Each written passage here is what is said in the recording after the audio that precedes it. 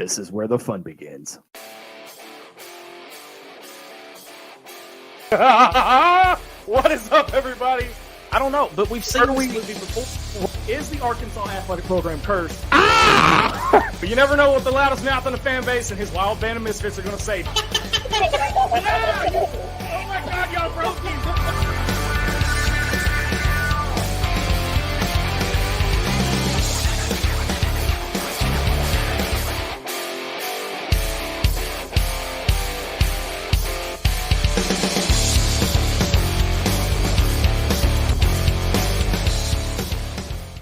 Let me talk to you. Hello! Welcome back, everybody, to Inside the Hawg Pen. And like we have said in the video, and I've said it many times before, this is where the fun begins. Welcome to Season 8! I am Razorback Zach, your host from the Central Arkansas Hawg Pen, alongside my brother, my best friend, my co-host, and now it has been professionally proven he is, in fact, the glue that holds the whole damn thing together. Oh, God. MC Carlton. What's up, dude? I was hoping you'd forget about that before tonight, but I should have known better. How can I forget? You're late. You look, man. You throw a slow ball down the middle of the plate. I'm gonna. I mean, I hung the curveball just way too much, and you went Albert Pujols on it. So I mean, I'm just saying. Charlie welched it out past the left field stands. Okay, no, wait a minute. Let's not go that far with it. All right. I'm like that once in a lifetime home run kind of dude, you know. You more of a Brady Toops? Sure. I don't know who that is off the top of my head, but we'll go with it. Glad to have everybody back inside the Hawg Pen. We have got a brand new show for you. As you can see on the side of your screen, we have done some big changes, including this badass intro that MC put together. That's awesome, dude. That's one of my favorite ones I think you've ever put together. Appreciate that. That one it just had a different feel to it once I started working on it. So we want everybody to like, share, follow, subscribe, because Season 8 is going to be the most fun we've ever had. I'm going to tell you why. Number one, I'm no longer in control of this show. I'm a little scared, MC, but we brought in an executive producer. He's been with us for a couple of months, and he's been training and everything, and he's ready to fish without a net.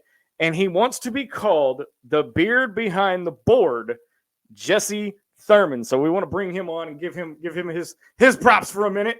Jesse, man, welcome to the team. What's going on, guys? It's almost time. It is. When Inside the Hawg Pen comes back, everybody knows we are 4 weeks away from Razorback Football. But Jesse, man, like I said, I want to bring you on for a second. I know you're a busy guy back at the Sideline Radio Network, and I wanted to bring you on, give you your props, man. Look forward to working with you this season. Look forward to bringing new and exciting adventures to Inside the Hawg Pen with Razorback Zach and MC. You better not put me in timeout, dude. That's all I'm saying. All right, we'll let you get back to it. No promises. Crap. All right, MC, so here's the deal. Got a whole brand new sponsor. We've got 3 new sponsors now. We've got Meeks Design Company, of course. Great design, makes the shirts that we wear. All right. Number 2, our live fan feedback is now sponsored by Cam Productions. So if you want to get in on the action, leave us a question or comment in the Cam Productions live fan feedback. And 3 big announcements. Let's kick them off. Number 1, August 29th. Yours truly is going to be broadcasting live from the new Harris Made Chef Services tailgate and the new Harris Made Chef Services tailgate show. It's going to be amazing. This dude loves to cook. He's going to be cooking for us. He's got a tailgate. We're going to be out there. It's going to be a good time. Y'all come see us. All right. Y'all come see us. Number two, this Friday, I've teased it all week long. Now I get to announce it. This Friday, 8 years in the making, I will be live and in person on the Dave Ellswick Show from 10 to 11 a.m. On 101.1 The Answer. We're going to have all of that hooked up on our Facebook page. We're going to let you guys have all the links and everything. And for those of you that don't know who Dave Ellswick is, he is one of the biggest names in talk radio. And to get on his show is an absolute honor, and it's a blast. And I'm so excited. And shout out, by the way, real quick, MC. I know I'm bouncing. I got to get all this. Got to get all the rust off on this. Got to get it all out, man.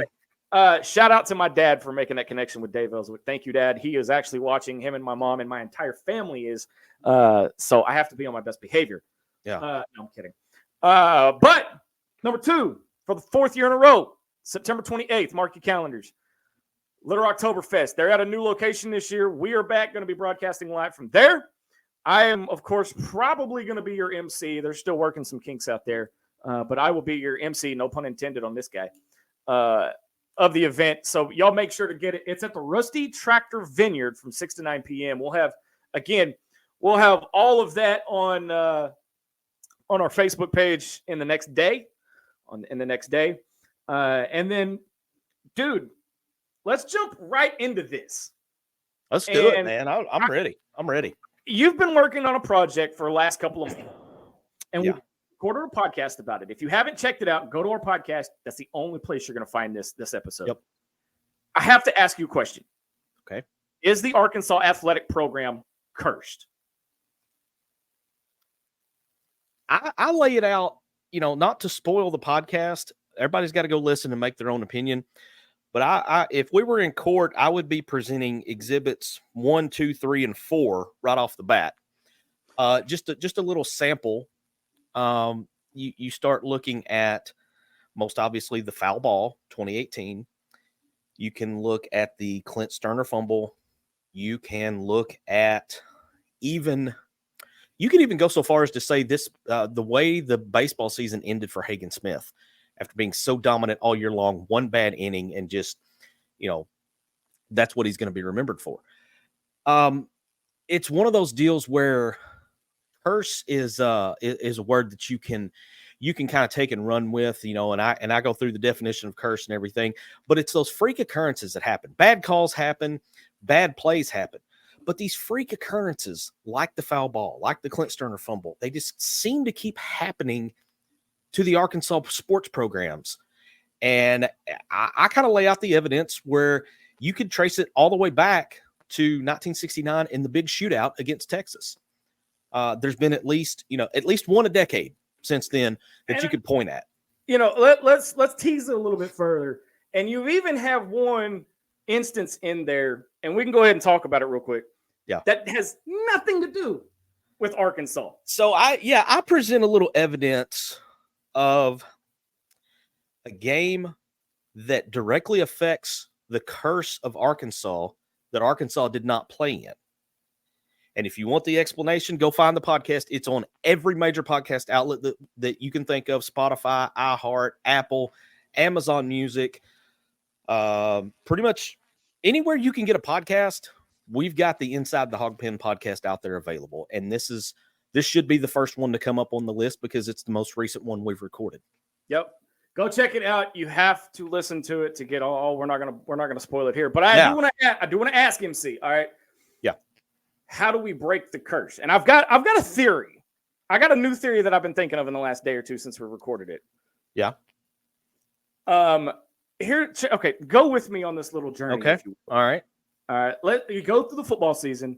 Everybody thinks Sam Pittman's going to get fired. Okay. This is completely out of the realm of possibility of ever happening. All right. Okay. All right. He's 2-4. He gets fired. Okay. Mm-hmm. Bobby P gets named interim head coach.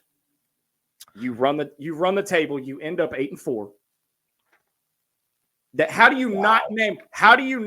It'll never happen. Of course, it'll never happen. Oh, I never say never, man. We never thought Calipari would be the basketball coach either. Well, we also never thought Bobby P would ever come back to Arkansas either. Very true. Yeah, we even said so. We did a whole podcast about it. Yeah, we did a whole show on it, and 24 hours later, boom, he's back. It's like we recorded this podcast on a Monday. By that Wednesday, we were all eating crow on the show. But you name, how do you not name him the next head coach of the Arkansas Razorbacks? And there you have it. The curse is broken. Or I'm willing at this point, man. I'm willing to do anything to break it, except sacrifice another live chicken. I mean, maybe not on the live stream, but I don't know how Facebook and YouTube would take that. Yeah, I don't know. That's kind of scary if you ask me. But and like I said, it's a 30-45 minute podcast. Go check it out. We lay it. Well, MC lays it all out there. I go to school. Fantastic points. very valid arguments, and there's another nugget in there where I think the curse can be broken. You're gonna have to check it out. Yeah, that makes an interesting case for how to break the curse. I'm just saying. Justin Ross Garrison in our Cam Productions live fan feedback says we're not cursed, just not clutch. I mean, yes and no. I mean, MC, what do you think? I mean, we're not. Well, clutch I think you could make an argument for that if it was just one or two of these freak occurrences, as I call them. But how many times does the same out of the norm thing have to keep happening before it's no longer a coincidence? And so I'll tighten my tin foil down a little bit. I just really think that there's a lot of evidence over the years of you see these things happen and continue to happen. And to me, it just seems like that there's more going on than just not stepping up when the lights are the brightest or not being clutch. Well, okay, but at the same time, let's look at this as a broader perspective here. Okay, I'll use basketball since you're the basketball guy here. Okay, all right. And it's more prevalent in basketball that I've seen than it is in football. You can make the argument, yeah. We get down and in these big game situations, we get down. We start blowing leads. You start seeing guys jack up threes. Okay, in football, you start seeing guys like KJ last year and the year before that start trying to throw the home run ball instead of just playing pitch and catch. All right.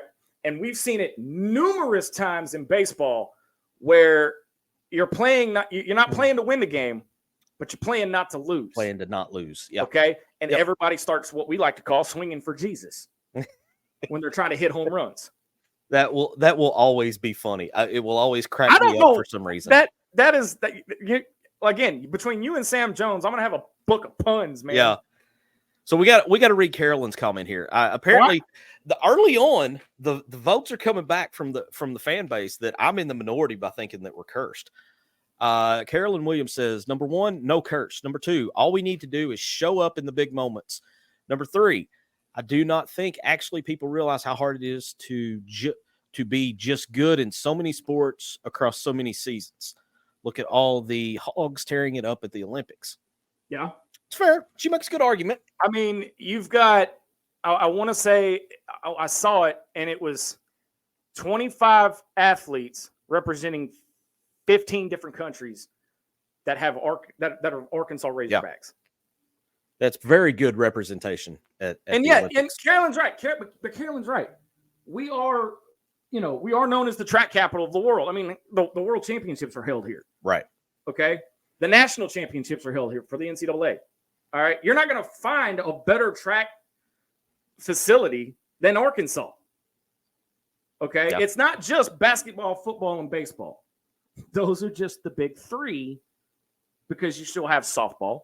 You still got golf. You still got tennis. Volleyball. Did you know we had a rugby team by chance? I did. I didn't know that. I knew that we had one. I don't know how much success they've had. But I believe if I'm not mistaken here, I believe it's a club sport, meaning that it's not sanctioned by the NCAA. It's more or less, it's like it's kind of like the hockey team. Yeah, the hockey team. Yes. The hockey team. But I mean, again, go listen. Like I said, go listen to the podcast, lays it all out there. But that's not why we're here. This is not that podcast. What I want to talk about this week, and we do it every year. Again, welcome you guys that are just joining us to season 8, episode 1 of the new Inside the Hawg Pen.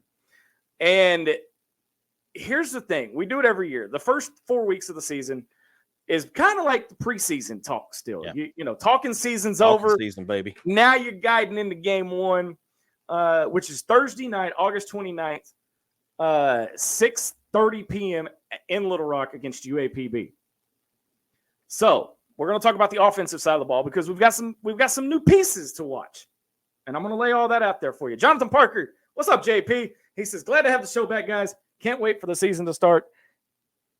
Tune in 1, 2, 3 weeks when I give my prediction. You may not say that. You may not say that. Wow. Way to set it up, see?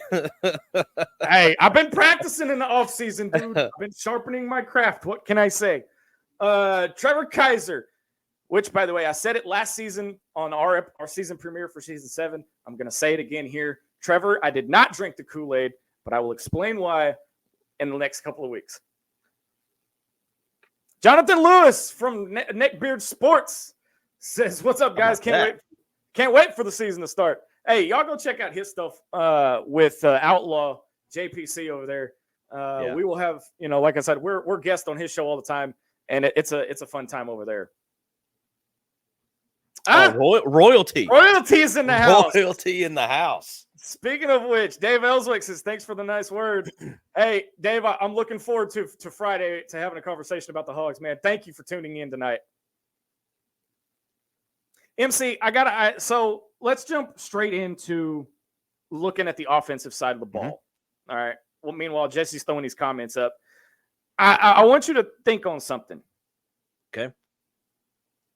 We have no idea what this team is actually going to look like. Yeah. There's been I think it's safe to say you're going to have a complete overhaul on the offensive side of the ball between the new offensive coordinator and the new quarterback, the new running back. I mean, there is no Rocket Sanders. There's no KJ. You got some pieces back at wide receiver and tight end. I think there were some changes to the offensive line as well. Without diving too deep into it and getting off into the weeds, you're going to see a completely different looking offense from what you've seen the last, I guess you could say, since Pittman got here, because the style that we're going to have this year, we don't really know what to expect. We knew what to expect with Kendall Briles. We knew what to expect to an extent with Dan Enos. But now coming in with Bobby P running the offense, and it's not going to be just a complete 2010, 2011 Bobby Petrino offense. The game has evolved. His coaching style has evolved. The players have evolved. It's not going to be the same. That's the big, to kind of date myself here, that's the $64,000 question, is what is this offense going to look like? Well, but at the same time, like you said, you don't have Rocket, you don't have KJ, right? You don't have Dan Enos. Here's I could say things that we'll leave it there. We'll just leave it there. But here's the thing, all right, and here's why I say be careful drinking the Kool-Aid this year, because as it stands right now, based on past, Arkansas, I mean, most people don't have Arkansas going more than 3-9 and finishing 14th in the conference.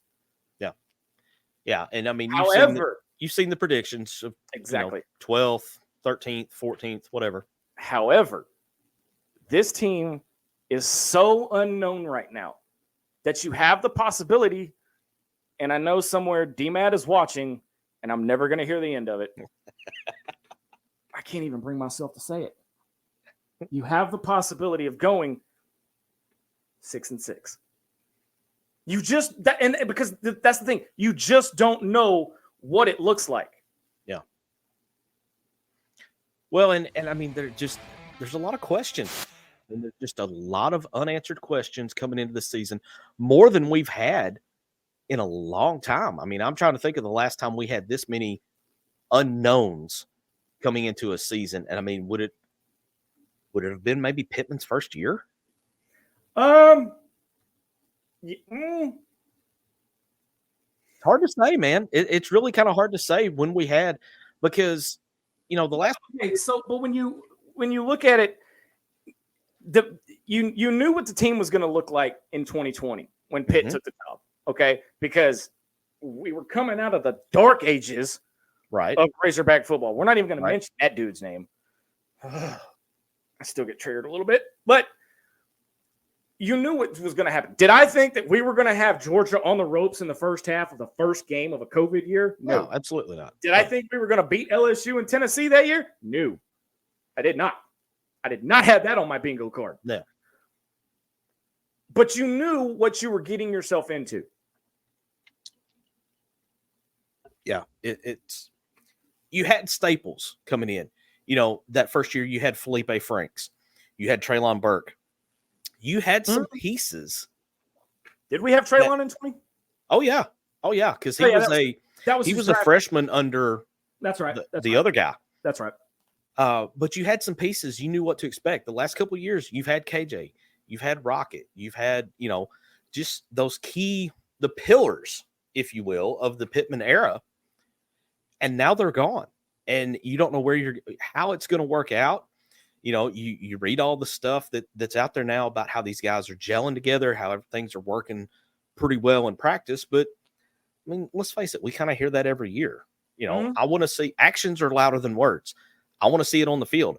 And no disrespect intended, but I'm looking to see it beyond Pine Bluff, because let's face it, that game is going to be kind of a glorified scrimmage. And over the course of the next 4 weeks, we're going to be breaking down the schedule and going. We're not going to go in depth, right? But we'll give you a snapshot of the games to come. But I honestly believe going into game one, look, if the starters are on the field to start the third quarter, something's wrong. Unless Bobby P is going to take the risk and just going to play with them and try different new stuff, because I don't think he's going to open the playbook in its entirety.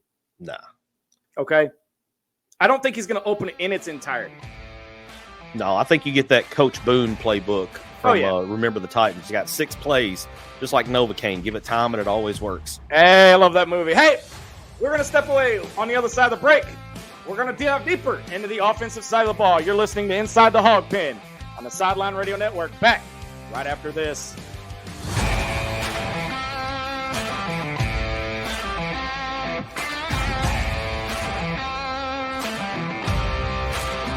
Mix Design is your one-stop shop for custom clothing with a personal touch. At Mix Design, we can help you tell your story through your wardrobe. Your imagination on a hat, shirt, pullover, or nearly anything wearable. And while you're picking out some custom clothing, check out the one-of-a-kind handmade soaps from the Bobcat Soap Company. Find us on Facebook and let us create custom swag just for you at Mix Design.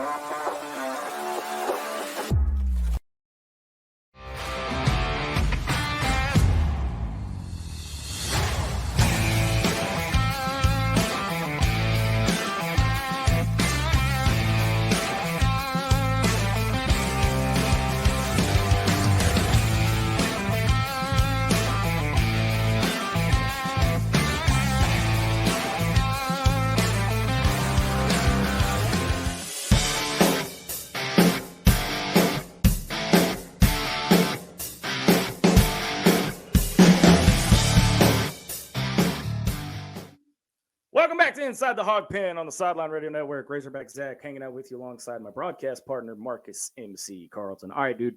So we kind of segued into it at the beginning of the break. Now we get to dive off a little deeper. And there's a couple of new pieces that could have a breakout year. Could have a breakout year. You've got Taylen Green, who, and I apologize earlier in the show, earlier in this last season, I called him Taysom. Tayson. It's Taylen Green. He is a redshirt junior, 6'6", 230 from Boise State. I think, and again, from what we saw in the spring game, I'm a little scared. Kid's got here's the thing. The kid's got an arm, but he was not as accurate as I thought he would be. Well, but he was also, trying to pick up a new offense. Didn't have much time for chemistry with his receivers. I don't know that what you saw in spring is going to be a fair representation, because you had all of spring, you've had an entire summer for these guys to go. And I mean, we've seen the videos of him over at Fayetteville High, throwing balls to some of the high school receivers and some of his teammates here.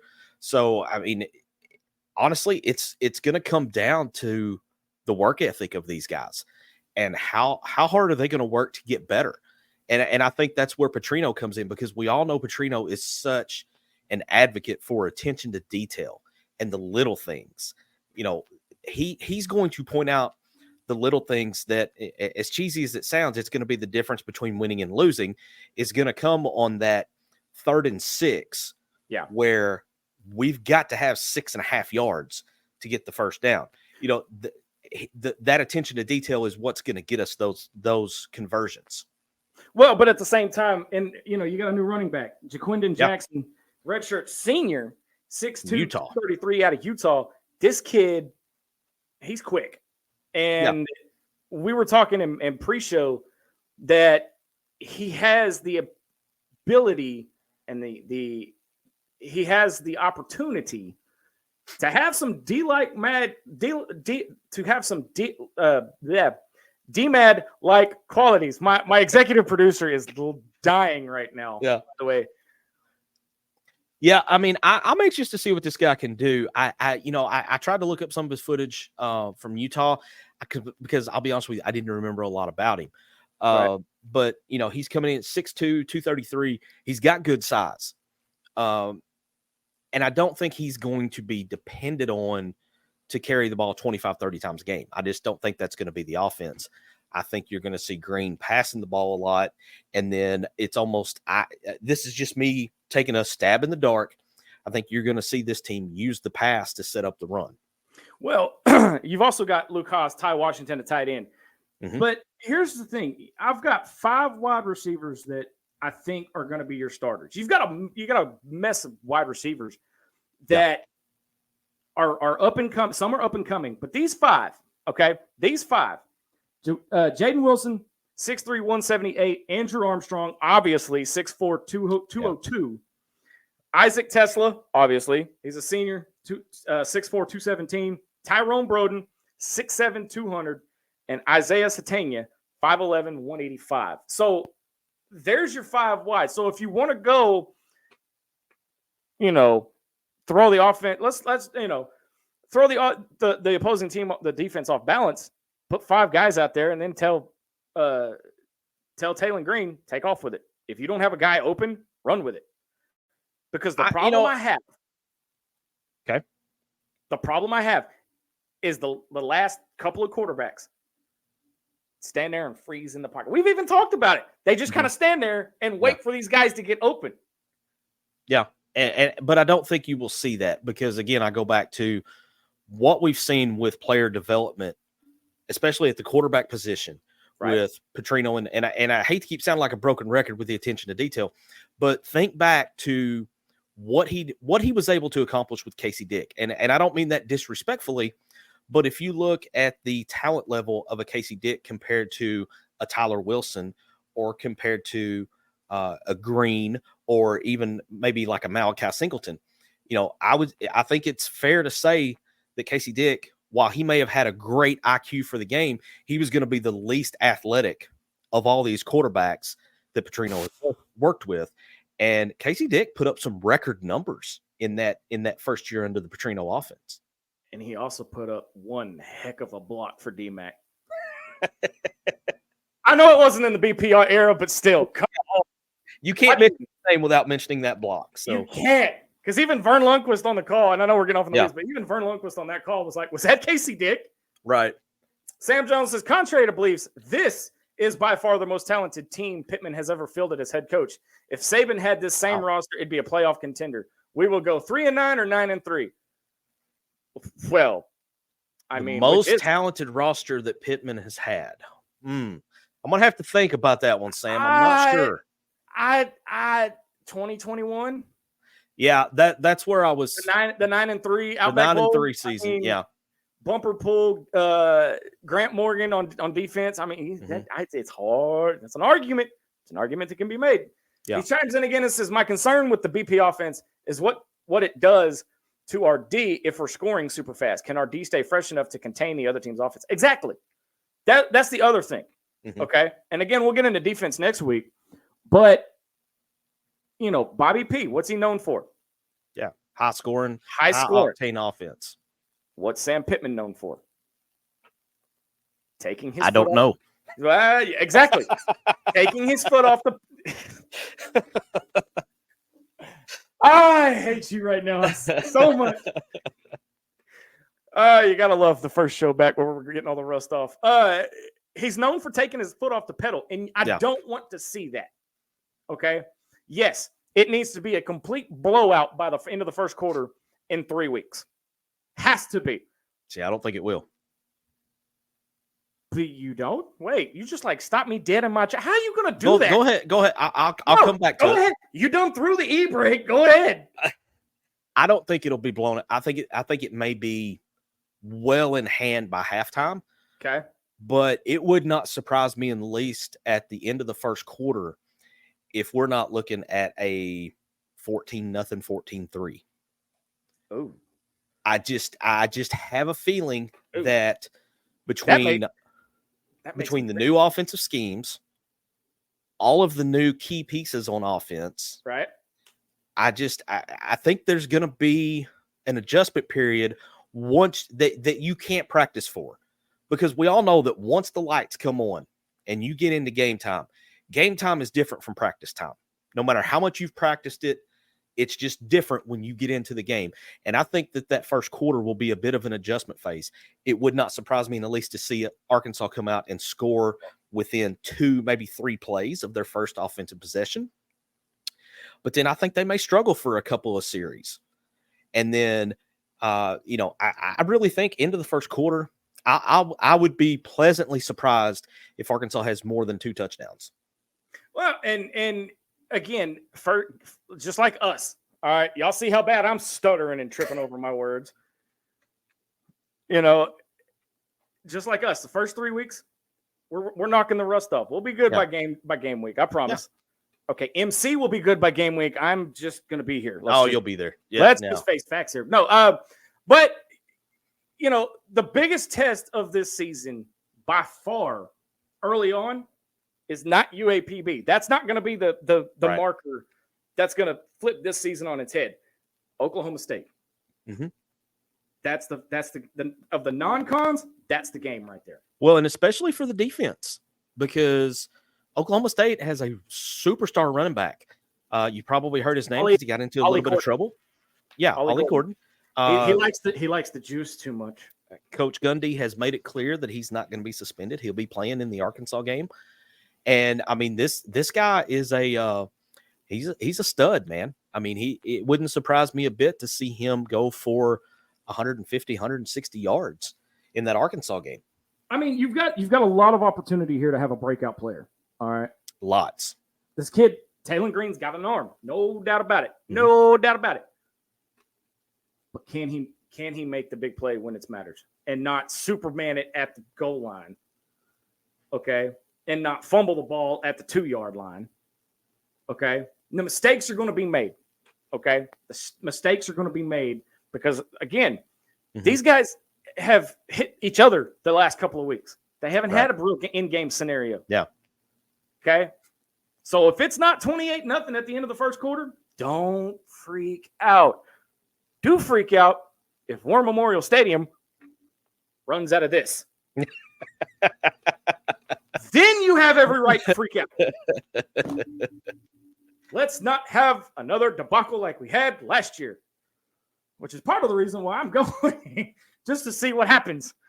JP, Jonathan Parker says, if the O-line isn't any better than last year, the weapons we have won't matter. I do believe it will be better than last year on the O-line. Exactly. Took the words right out of my mouth. Stole my thunder.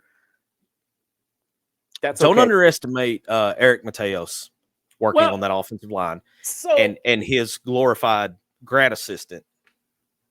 I have a theory. Bring it. As to why the offensive line was quote unquote so bad last year. Okay. They didn't respect KJ. I think that's a fair argument. They did not respect their quarterback. Yeah. And I'm going to tell you why. All right. Yes, I'm talking about KJ, but it doesn't matter because he's now UCF's quarterback. I know. I don't care. Here, let me explain why. The guy shows up in a 2023 Ferrari. Okay. I'm not a Ferrari, Corvette, excuse me. Corvette, yeah. It looks like a Ferrari. It does. Yeah. Oh, my God, they're beautiful. He flaunts all these Louis Vuittons and these Gucci's and everything. And he's flaunting all this NIL money. And he has a cocky attitude. Okay, look at the pieces of the puzzle. Okay, the offensive line was not as bad as people think. And yes, I'm defending. What's the dude's name? Cody Kennedy. Yeah. Don't even say that name. I'm defending him to a point. The talent was there on the offensive line. They didn't respect their quarterback. Okay, they didn't respect their leader. So they just let him get hit. Okay. We did see a lot of what I would call bullfighter style last year, where you just kind of step to the side and go ole. There were a lot of them where I mean, we saw some of the replays where an O lineman just stepped out of the way. Well, and we even saw, there were media outlets around the state that would take some footage and break it down and just be like, I don't know what's going on here. I don't understand how this guy is missing this block when it was, and so the questions were raised about were there chemistry issues between the offensive line and the quarterback. And I think you have a point to stand on there. I think there were some issues. Was it jealousy? Was it just not getting along? We don't know. We weren't in the locker room. We don't know. But it was obvious that something was not, they were not like this. It was more like this. Here's when your quarterback's making, all this money and your offensive line's only getting barbecue sandwiches, and then on top of that, you're watching Polar Express during halftime. Well, and the whole NIL thing, I mean, that we're not the only ones dealing with that. That's but across the country. But look at it though. Okay. Mm-hmm. And then to sum this all up, I forget who said it, but I think it was on ESPN Arkansas, on the morning rush, I think, a few months after the season ended, one of the guys was being interviewed and he said something along the lines of, we've now gotten all the cancer out of the locker room. Yeah, I remember that. Ironically, Dan Enos had gotten fired, Rocket had transferred, and KJ had transferred, and then this comment's made. Well, to me, I remember other comments that were made by players and by coaching staff, and I may have read way more into it than what was there. Again, let me tighten down my tinfoil here because I'm known as the conspiracy guy. You conspiracy guy? No, wild. But there were comments made about leadership and how Taylen Green is such a vocal leader. And and the guys were very careful with how they worded it. But when you have talked about the things that you and I talked about all of last year, whether it's warranted or not, you're going to read between the lines. Oh, absolutely. And say, okay, this is not about what he said, but it's about what he didn't say. And you draw your own conclusions. I know we've talked about this via text and, in big Facebook groups and everything. And we're not the only ones because I've had text conversations with other people about this as well. It's like, hey, did you see the comments here? What do you think about that? And had some friends say, well, that tells me a lot. Well, when you have a head coach that comes out on Monday morning and go, well, that's not what we practiced. Look, okay. I can feel the PR guy cringing right now. But here's the thing. Okay, here's the thing. You can't have that this year. No. Pittman is playing for his job. Or he's coaching for his job. He's coaching for his job. He's coaching for his job every game. Every game.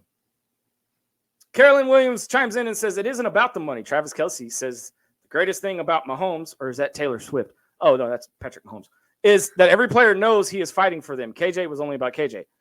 I mean, yeah. It's fair. I mean, it's fair. You don't have to come out and say it. Watch his body language. Whether they want the title or not, the quarterback is the leader. They are the one that is looked to in the huddle when things get tough. And when you have a big moment in a game, who does all the focus goes to the quarterback to say, hey, we got to get this. This is a big third down. We have to get this. Yes. Everybody do what you got to do for us to make this conversion here. Some guys are vocal leaders. Some guys are leaders by actions. And some guys don't want that leadership role cast upon them. And as talented as previous quarterback was, I think that he did not enjoy being the one that everybody looked to. This is me looking from the outside in. Obviously, I wasn't in the huddle. I wasn't at practice. But to me, comparing to what I've seen from other Razorback quarterbacks that I would consider field generals, he was not he was not a Tyler Wilson type. Tyler Wilson is one to me that seemed like he had everybody on offense. He had their full attention at all time. Yeah. And he could call them out. And I mean, you could even go, there are other guys you could name as well, but he was the first one that came to my mind. Well, okay.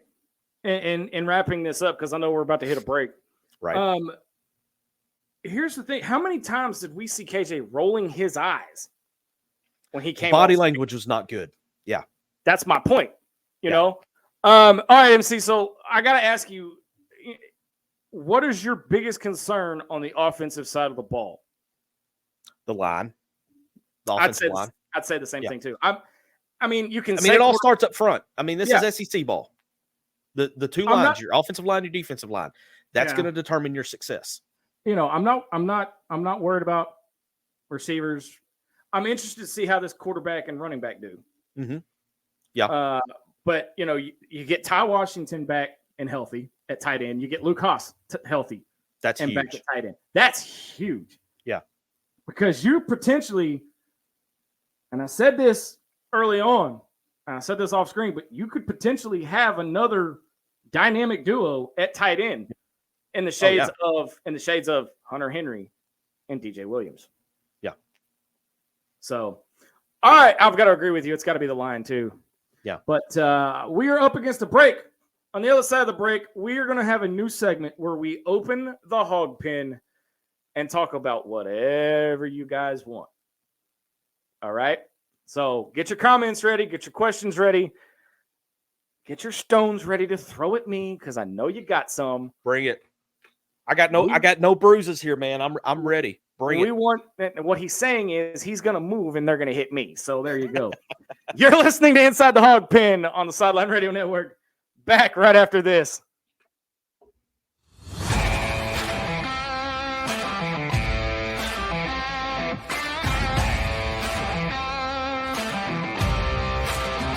Mix Design is your one-stop shop for custom clothing with a personal touch. At Mix Design, we can help you tell your story through your wardrobe. Your imagination on a hat, shirt, pullover, or nearly anything wearable. And while you're picking out some custom clothing, check out the one-of-a-kind handmade soaps from the Bobcat Soap Company.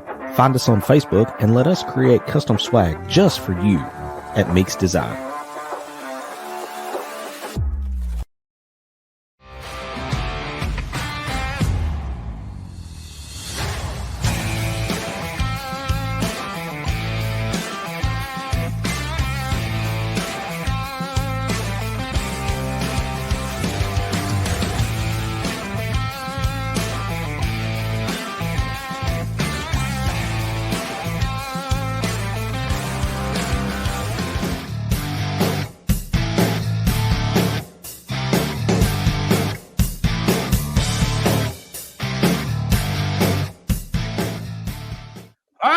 Inside the Hawg Pen on the Sideline Radio Network. Bobblehead Zach, Razorback Zach, has made his appearance for the first time this year. If anybody knows anybody at Funko and can make me a bobblehead or a Funko Pop, that would be cool. That would be cool. Whatever those things are called, dude, I'll take one and I'll pay for it. I don't care. I mean, how many people how many people do you know that can say I've got a Funko Pop made after me? Yeah. So yeah, I think it's kind of mounted right here. Right. Oh, he might make an appearance on the show and just be me for a segment or two. But so we're starting a new segment this year, and it's called Opening the Hog Pen. The name of the segment is pending. We're still figuring things out. If you have a better idea, let me know. But for those of you in the Central Arkansas area, if you guys have listened to 103.7 The Buzz, they do a thing during football season called Razorback Graffiti, and this is kind of what it's modeled after. We're not stealing anybody's thunder or anybody's idea. But this is kind of an offshoot of that. So, during the break, our EP told us that he has these comments rapid fire, ready to go. So here we go. Starting off with other royalty in the house. Mama Linda's in the house. Says, "Hi guys, so glad you're back." Hey, we're glad to be back. I was beginning to wonder, MC. I was beginning to wonder if I was even going to have a job. There's the other half of the dynamic duo, Casey Sutton. And for my mother that's watching, I don't mean my day job. I mean this job. I promise. And the other half's here. Casey, For those of you that don't know, Mama Linda and Casey have been with us probably the longest. And for those that also don't know, Casey Sutton has kicked Cancer's ass not once, but twice. So sorry, but you can't take the top spot from those two. Yep. Sorry, Jesse. Gary Davis says, "Yo, boys, glad to see you back." Hey, like I said, we're glad to be back. Yep. Just bear with us these next 3 weeks because we're a little out of practice. But it feels good to be back sitting in the chair here and getting to talk a little bit about Razorback sports. I've missed it. The summer was too long. Baseball ended too soon. We'll talk about that at a later date. But it's nice to be back and talking about it again. I am going to preview one thing. I am going to toss a little nugget out there. You are hyped as I have ever seen you hyped for basketball. Oh, you are, son. I'm gonna have to get you. I'm gonna have to get you a damn seatbelt. When you talk about never say never, none of us, nobody on this show, in the comments, watching it YouTube, watching Facebook, watching Twitter, nobody ever thought John Calipari would be the coach of the Razorbacks, and I got to admit, I'm still getting used to it. It's not. It has sunken in, but it doesn't seem right. But I'm not bought in yet. Dude. Not yet. I have a river of Kool-Aid for basketball. Okay, that I have, because I got this vision of that scene in Willy Wonka with the chocolate. Yes, thing. That's what I have. That of Razorback Red Kool-Aid ready to go for basketball. Wow. Okay, so here's the thing, and this is how dedicated I am to you fans. This is how much I love you guys. Yes, James Harris is correct. I gave up a tour of Baum Walker Stadium tonight to be here on Inside the Hawg Pen. So believe me when I tell you, I love this. I love what I do. I love this show. And I trust me, I had the decision and I wanted to be here tonight. So I am okay with that. Sam Jones says, I am just thankful we hadn't had to listen to KJ say iron sharpens iron. Hell, NIL money rust iron in. I mean, I wasn't going to say nothing. If the shoe fits, brother, if the shoe fits. Hey, Richard, we have optimism in the house. There we go. See, I love you, Richard. I really do. And I know you're optimistic every year. Again, tune in 3 weeks when we break the schedule down. I hope you're right, brother. I hope you are. I hope you're right, but I just don't see it. Hey, real quick, I'm going to throw our new EP curveball. Hey, put up Loki's comment, Jesse. Not that one. The last one he put up. The one about. That one's great, though. That one is great. I saw the River of Slime from Ghostbusters 2 when MC said River of Kool-Aid. That too. That's fair. That's fair because all the negativity going to the program. That's great. That's great. Hey, by the way, show some love to our new EP. He's doing a fantastic job running boards tonight. He is now known as the beard behind the board. Carolyn Williams says, I would just like to see us start coming out on the W side of some things of these one-score games. Amen. Yet put a hurt on the people we're supposed to. Yeah. That's my thing. Pitt, quit taking your foot off the pedal. I know you want to be a nice guy. I know you want to be respectful. But I'm going to tell you right now, Lane Kiffin don't give a damn about your job. Yeah. Brian Kelly don't give a damn about your job. Okay? They are playing to beat you. Mm-hmm. It's them or you. Somebody's got to go.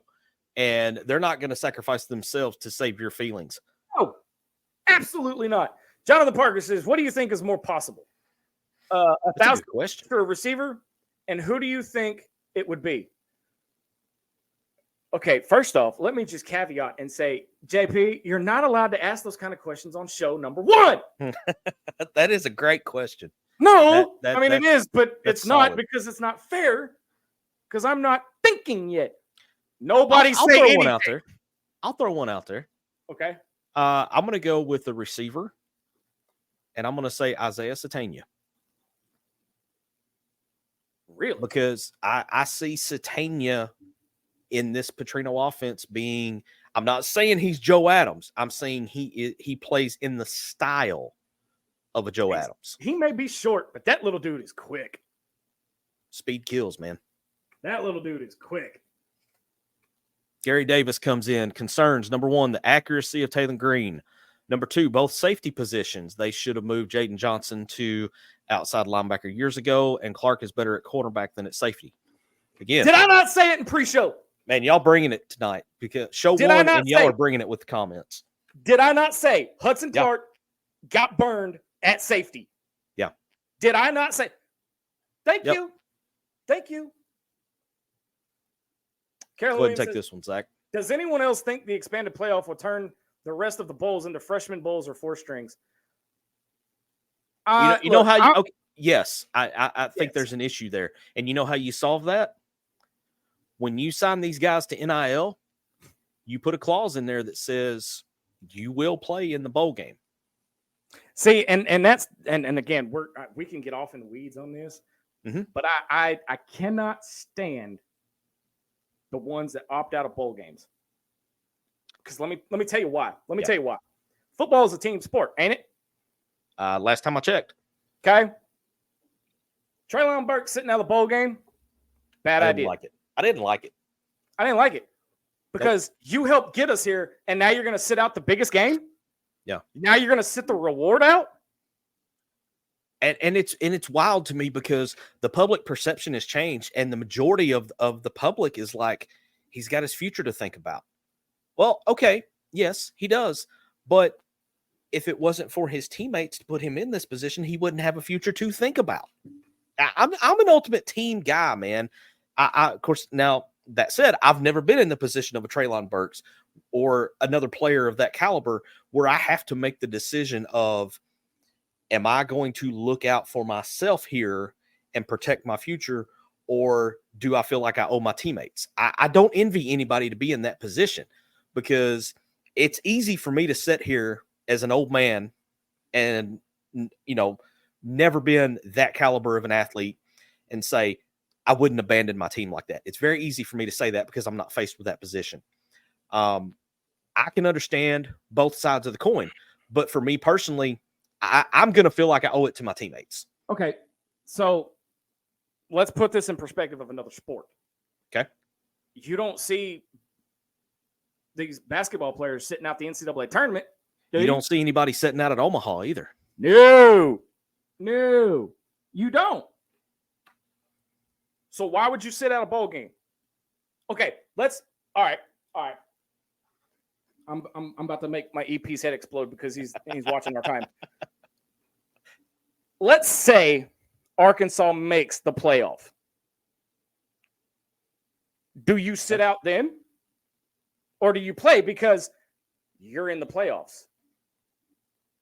I mean, if Arkansas was to by some way make the playoff this year, I don't think you see anybody sit out, because I don't think there's anybody coming into the season that is that caliber of a hyped player. I'm just saying, you didn't see Bumper Pool or Grant Morgan sit out the Outback Bowl, did you? Well, and I'm thinking about these guys that are top draft picks, top 5, top 10, you could even go top 15. Carolyn Williams brings a whole new great comment talking about Omaha. Says they didn't even sit out at Omaha when the draft was before the tournament. Right. And I mean, you're talking about baseball versus a contact sport in football, but the same principle applies. It's still a team sport. Dusty about broke both of us with this comment here. Dusty Hunt coming in strong said our whole team set out Omaha. We've set out Omaha the last couple years. So Jesse put Sam Jones's comment up there. That's the one that broke me. That's the one that almost made me spit water everywhere. Like that, and oh my God. You want to read that one, or you want me to? I don't know if I can read it with a straight face. All right, so Sam Jones, if you're new to the show, and we've got some new names in here tonight, and thank you for watching. Sam is our dude that brings fire with every comment. And prime example right here, Sam Jones says, man, NFL money will make you abandon your team like a dad in the 90s that was going out for milk. I mean, that's NFL money is life-changing. But if you look at a Hagen Smith, I mean, $8 million may not seem like a lot on the baseball scale, but that's life-changing money. So, oh yeah. Mama Linda says, I think Bobby has convinced the players that it is a whole season, not just the schedule. Okay. I hope you're right. I hope you're right. But again, this is previewing some later shows in the next few weeks. We've seen spring ball. We've seen fall camp. We've seen the summer workouts. Okay. We see who is hired. Bobby P. I would be cautious in drinking the Kool-Aid because we drink it every year. We get hyped up, and then we take Kansas to 3 overtimes, a mediocre Kansas team, 3 overtimes to beat them at the Liberty Bowl, and then you completely turn around the very next year and crap the bed. And I mean, I'm talking like my girlfriend's daughter's blowout, her diaper crapped it bad. All right, I'm just going to tell you that right now. So we have to I didn't realize that Armstrong was on the Biletnikoff watch list. I didn't know that either. I think you could make an argument for him being one of the breakout players this year. And we haven't talked about much tonight, and we'll get into the defense more next week, but we can't go the whole show without mentioning T. Will and what kind of impact we expect him to have, and the type of publicity that T. Will has gotten lately. You can't put a dollar amount on it. You can't buy that. You can't buy that at all. I don't know. I know defense is next week, but I had to show a little love in there for T. Will, just simply because of the notoriety he's been getting between Twitter, Pat McAfee. I mean, T. Will and the defensive side of the ball, they have been all over the place from a publicity standpoint. Yeah. Jesse, put Carolyn's comment up there. That's a very valid point. I'm going to touch on that for just a second. I think everyone is putting a lot of faith in the magic of Bobby. He has not been impressive since he left, and he has shown me absolutely nothing yet. He has a long, long way to go for me to get back up on that bus. I think that's a fair shake for most of the fan base. Yeah. Because this is look, guys, this is not, for those of you that are wondering, this is not the same Bobby Petrino that was on the back of that motorcycle. I mean, that was here 12 years ago. Okay. Yeah. He has tempered a lot. He has been humbled. He has been humiliated a lot. But Carolyn, let me throw a counterpoint to you. When he came back in his press conference and he talked about how, if looking back in hindsight, he never should have gone away from here. And I mean, obviously it wasn't his choice, but his actions is what led to him leaving. I think, while I think you have a valid point, I think you're going to see a Bobby Petrino that comes in with a chip on his shoulder, with a Bobby Petrino that feels like he owes the fan base of Arkansas something. And so I think he's going to be as motivated as possibly he's ever been in his career to prove that he is still the offensive genius that he was once labeled to be. Because you are right. When he was at Texas A&M, when he was at Missouri State, he didn't have the dynamic offenses that he became known for at Louisville and at Arkansas. And I think he's coming in, like a starving man on a Christmas ham. I think he's Did you watch Remember the Titans before the show? I introduced my son to it earlier, like a week ago. So everything is fresh in my head right now. But I really do. I think he's going to come in very motivated with a chip on his shoulder and something to prove. Dusty Hunt coming in saying this is his last chance to save face. That's another reason that I think he's motivated, because I think he realizes this is his one final shot to restore some of that legacy that he once had. So what you're saying is this is his opportunity to break the curse. Could be. Very well could be. See what I did there? See what I did full there? Circle. There we go. Not the only ones with quick hands, are you? Okay, for those of you that don't listen, that don't know, that was a Rush Hour 2 reference. There, I admit it. I'm a movie buff, man, and if my parents are still watching, they raised me right. We can have, look, I'll get off in the weeds for a minute. My family and I, Thanksgiving meals at my mom's house is very interesting because we all can have a whole conversation in nothing but movie quotes and know exactly what we're talking about. Yep, I know the feeling. It is the weirdest but coolest thing ever. We're going to go ahead and start wrapping it up. MC, final thoughts before we get out of here for week 1.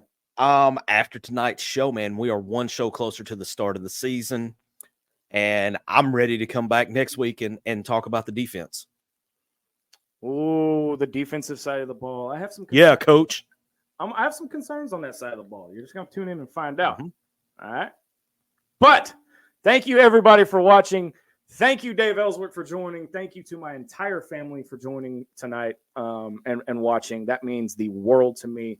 Big kudos to our EP. You did a fantastic job, dude.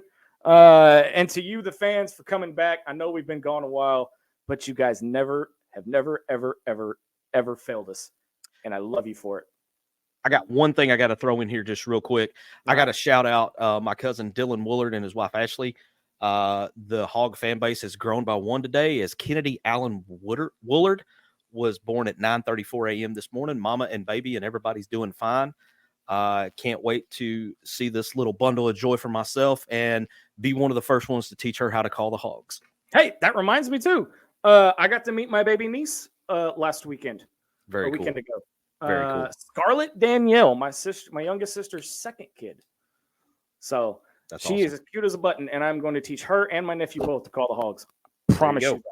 I promise you that. Hey, like I said, thank you guys for watching. We will be back next week to talk about the defensive side of the ball and whatever else we want to say, because let's face it, you never know what we're going to say the very next time. I'm Razorback Zach from Marcus MC Carlton. You have been watching an all-new episode of Inside the Hog Pen. Until next time, so long, everybody.